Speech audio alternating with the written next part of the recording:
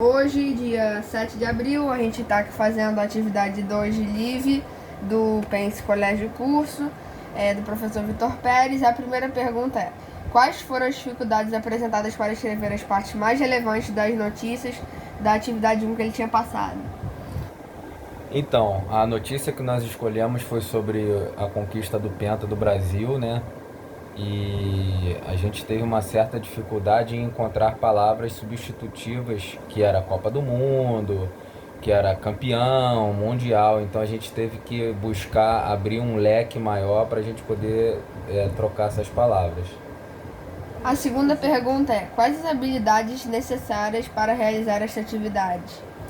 Habilidades necessárias, antes de mais nada, é você ter um conteúdo vasto sobre a língua portuguesa, que assim você consegue substituir as palavras com uma facilidade maior.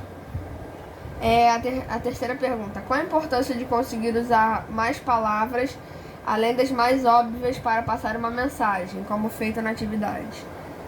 Que você tem um leque maior, né, de palavras para você usar numa prova, numa redação. Quando você mais lê, quando você mais busca informação, quando você busca mais palavras no dicionário, o seu vocabulário ele fica mais rico. E ele ficando mais rico, você tem uma facilidade maior de se expressar, né, trocar esse tipo de palavras. A questão de: o que vocês entendem por saber usar as palavras? Então, saber usar as palavras. Tem públicos diferentes para todos os tipos, né? Tem jornais, por exemplo, jornais econômicos, eles utilizam um tipo de palavra diferenciado, um tipo de palavreado diferenciado. Enquanto Mais tem formal, os jornais populares, eles usam uma linguagem chamada na literatura brasileira de vulgar. Ou também, tipo assim, você tá fazendo uma matéria só para os jovens. Você usa uma linguagem só para jovens. Você tá fazendo uma matéria já pra gente com mais certa idade. Você já usa um vocabulário um pouco coloquial, mais rebuscado. Coloquial, assim. A questão é: para se comunicar bem, o que é necessário? Somente conhecer as palavras? Não, a comunicação ela é composta de alguns fatores, né? O primeiro deles é o emissor, que vai estar emitindo, e depois o receptor.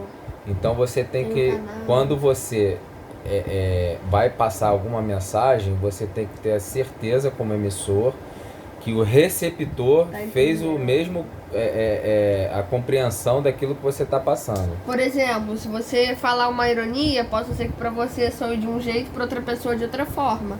Você tem que saber botar direitinho para se expressar de uma certa forma. A questão F é: vocês já vivenciaram ou ouviram falar de alguma situação em que houve falha de comunicação? Sim. Aqui em casa mesmo a gente vive muito essa questão de falha de comunicação. Às vezes os ouvidos das crianças eles terminam ficando seletivos, então eles selecionam aquilo que pai e mãe falam para eles e há essa falha na comunicação, gravíssima. Mas a falha é sempre dos crianças. Beleza. Dos crianças? Das. Vai.